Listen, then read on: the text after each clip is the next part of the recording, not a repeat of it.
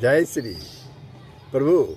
आप सब श्रीमद् भगवत गीता के 16वें अध्याय के श्लोकों का श्रवण कर रहे हैं। पिछले एपिसोड में आपने इसी अध्याय के श्लोक 9, 10, 11, 12 का श्रवण किया था। उन श्लोकों में आसुर स्वभाव वाले मनुष्यों के लक्षण और आचरण बतलाकर अब आगे के जो 4 श्लोक हैं उनमें यानी श्लोक 13, 14, 15, 16 में उनके अहंता, ममता और मोह युक्त संकल्पों का निरूपण करते हुए उनकी दुर्गति का वर्णन करते हैं प्रभु श्री कृष्ण। तो श्लोक प्रारंभ हो उसके पहले नम्र निवेदन। तुमेव माता च पिता तुमेव बंधुश्च सखा तुमेव विद्या दर्विनं तुमेव सर्वमं देव वसुदेव सुतं देवं कंस चाणूरमर्दनं देवकी परमानंदम कृष्णं वंदे जगत गुरुं। जय श्री हरि। तो प्रभु श्लोक 13 प्रारंभ हो। आप लोगों से नम्र निवेदन है, यदि आपने वीडियो को सब्सक्राइब नहीं किया है तो अवश्य सब्सक्राइब कर देंगे। साथ ही अपने विचार कमेंट बॉक्स में अवश्य ही लिखेंगे और लाइक करेंगे, शेयर करेंगे। तो श्लोक 13। इदम अदमया लब्धम इमं प्रापस्ये मनोरथम इदम अस्ति इदमपि मे भविष्यति पुनः धनम। प्रभु कहते हैं कि वे सोचा करते हैं कि मैंने आज यह प्राप्त कर लिया। कौन? असुर स्वभाव वाले मनुष्य। वे सोचा करते हैं कि मैंने आज यह प्राप्त कर लिया है और अब इस मनोरथ को प्राप्त कर लूँगा। मेरे पास यह इतना धन है और फिर भी यह हो जाएगा। मनोरथ शब्द यहाँ स्त्री, इसमें एक शब्द आया मनोरथ है इस श्लोक में। मनोरथम, मनोरथ शब्द यहाँ स्त्री, पुत्र, धन, जमीन, मकान, मान बढ़ाई, जितना भी इच्छा होती है सुख के लिए, मनोरथ के लिए, वो जितने भी हैं सभी मनोवांछित पदार्थों के चिंतन का वाचक है। अतः इस श्लोक में यह भाव दिखलाया गया है कि आसुर स्वभाव वाले पुरुष अहंकार पूर्वक नाना प्रकार के विचार करते रहते हैं। वे सोचते हैं कि अमुक अभिष्ट वस्तु तो मैंने अपने पुरुषार्थ से प्राप्त कर ली है और अमुक मनोवांछित वस्तु को मैं अपनी पुरुषार्थ से ही प्राप्त कर लूँगा। मेरे पास यह इतना धन और ऐश्वर्य तो पहले से ही है और भी फिर और इतना हो जाएगा। नहीं, उसको धन संपत्ति से मन नहीं भरता, इतना है और इतना करने की इच्छा रखता है इस आसुर स्वभाव वाले मनुष्य। तो अब आइए श्लोक 14 में क्या कहते हैं प्रभु। असो माया हतः शत्रु हनिष्ये च प्राणपि ईश्वर अहम भोगी सिद्ध अहम बलवान सुखी।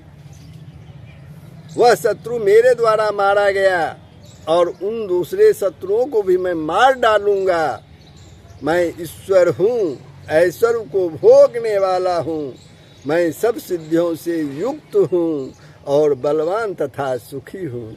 ये आसुर आचरण वाले मनुष्य का वचन है, उसके मन का भाव है जो प्रभु ने बताया है इस श्लोक में।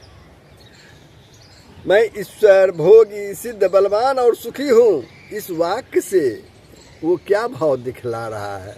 वो आसुर आचरण वाला मनुष्य, इसे यह भाव दिखलाया गया है कि अहंकार के साथ ही वे मान में भी चूर रहते हैं।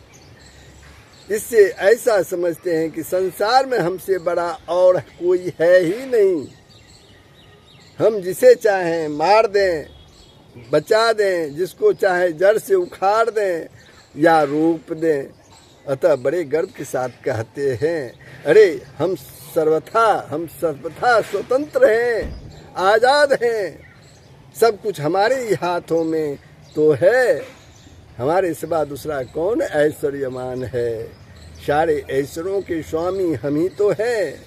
सारे ईश्वरों के ईश्वर परम पुरुष भी तो हम ही हैं।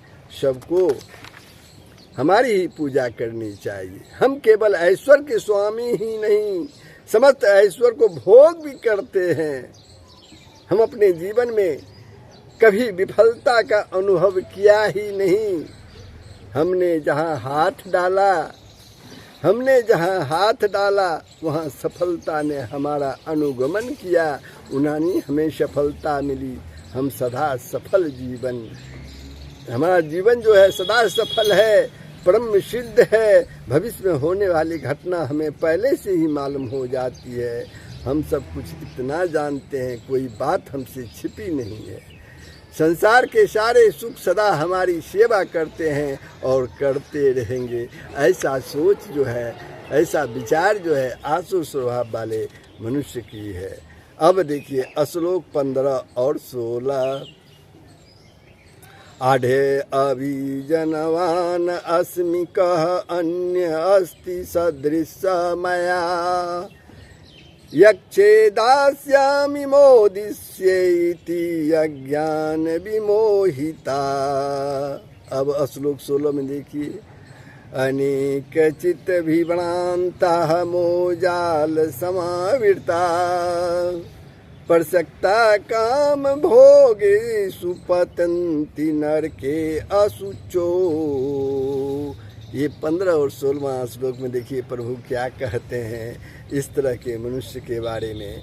मैं बड़ा धनी और बड़े कुटुंब वाला हूँ, मेरे समान दूसरा कौन है? मैं जग करूँगा, दान दूंगा और अमोद प्रमोद करूँगा। इस प्रकार अज्ञान से मोहित रहने वाले तथा अनेक प्रकार से भ्रमित चित्त वाले मोह रूप जाल से समावृत और विषय भोगों में अत्यंत आसक्त आसुर लोग महान अपवित्र नरक में गिरते हैं। जो ऐसा विचार करते हैं वो ही जो असुर लोग, आसुर आचरण करने वाले लोग महान अपवित्र नरक में गिरते हैं। अब मैं जग करूंगा, दान दूंगा, इस कथन का क्या तात्पर्य है? इससे उनका जग और दान संबंधी मिथ्या अभिमान दिखलाया गया है। वो अभिमानी ये कहता है हमारे पास हर चीज़ है, मैं जग करूंगा, दान करूंगा। भाव यह है कि आसुर स्वभाव वाले मनुष्य वास्तव में न तो सात्विक जग या दान करते हैं और न करना चाहते ही हैं। केवल दूसरों पर रोब जमाने के लिए जग और दान का ढोंग रचकर अपने घमंड को व्यक्त करते हुए कहा करते हैं हम अमुक जग करेंगे, बड़ा भारी दान देंगे, हमारे समान दान देने वाला और जग करने वाला दूसरा कौन है? वे अपवित्र नरक में गिरते हैं जो प्रभु ने बताया है श्लोक 16 में। इस कथन का भाव क्या है ये समझिए थोड़ा सा। इससे उन असुर स्वभाव वाले मनुष्य की दुर्गति का वर्णन किया गया है जो ऐसा असुर स्वभाव वाले मनुष्य है। भाव यह है कि उपयुक्त प्रकार की स्थिति वाले मनुष्य कामों भोग के लिए भांति भांति के पाप करते हैं और उनका फल भोगने के लिए उन्हें विष्ठा, मूत्र, रुधिर, पीप आदि गंदी वस्तुओं से भरे दुखदायक कुंभीपाक, रौरव आदि घोर नरकों में गिरना पड़ता है। तो ये प्रभु असुर आचरण वाले मनुष्य के जो अहंता ममता मोह युक्त संकल्प था उनका निरूपण ने प्रभु ने किया है श्लोक 13 से लेके 16 तक। अब श्लोक 17 प्रारंभ हो प्रभु, लेकिन मैं अब यहीं विश्राम लेता हूँ। आगे भाग में अगले श्लोक आपके सामने रखूँगा।